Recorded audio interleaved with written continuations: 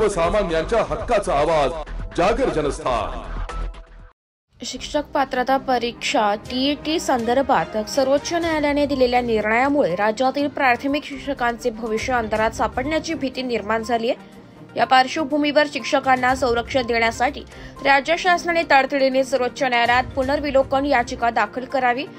या प्रमुख मागणीसह विविध प्रलंबित मागण्यांसाठी धुळ्यात महाराष्ट्र राज्य प्राथमिक शिक्षक समन्वय समितीने राज्य सरकार विरोधात जोरदार आंदोलन करीत धुळे शहरातून भव्य मूक मोर्चा काढत एकदिवसीय लक्षणीय आंदोलन केले। जागर जनस्थानसाठी प्रतिनिधी रूपक विरारी, धुळे। आज धुळे जिल्हा प्राथमिक शिक्षक संघटना समन्वय समितीच्या वतीने धुळे जिल्हाधिकारी कार्यालयावर धुळे जिल्ह्यातील तमाम शिक्षकांनी मूक मोर्चा काढलेला होता। आमची प्रामुख्याने मागणी होती की जी टीईटीची सक्ती भविष्यात आमच्या शिक्षकांच्या मानमोडीवर बसणार आहे ती टीईटीची सक्ती नाही झाली पाहिजे।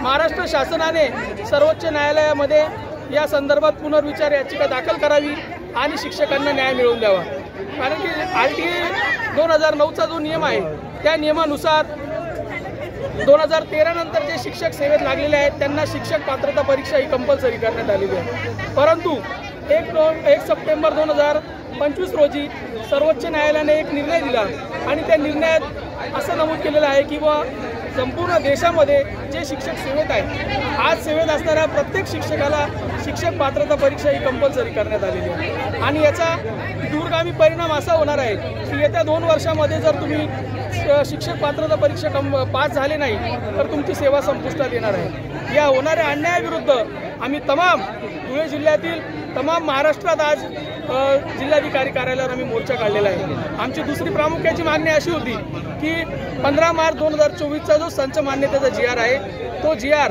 जो अन्यायकारक GR आहे त्याच्याने संपूर्ण राज्यभरामध्ये 25,000 शिक्षक अतिरिक्त होणार आहे आणि येणाऱ्या काळामध्ये जिल्हा परिषद शाळांमध्ये शिक्षक राहणार नाही अशा पद्धतीचे जे धोरण शासनाने घेतलेलं आहे तो GR देखील आम्ही मागे करण्यासाठी शासनाला विनंती केलेली आहे। आजच्या या मोर्चासाठी संपूर्ण धुळे जिल्ह्यातून बहुसंख्य आमचे शिक्षक संघटनांचे पदाधिकारी असतील, संघटनांचे नेते असतील, शिक्षक असतील, बंधू भगिनी असतील, सर्व शिक्षक समन्वय समितीवर प्रेम करणारे सर्व शिक्षक बंधू भगिनी आज या मोर्चासाठी उपस्थित झालेले आहेत। आपण पत्रकार मीडिया देखील आज या आमच्या होणाऱ्या अन्यायावर आपण देखील वाचा फोडावी अशी आमच्या समन्वय समितीच्या वतीने आम्ही विनंती करतो। धन्यवाद।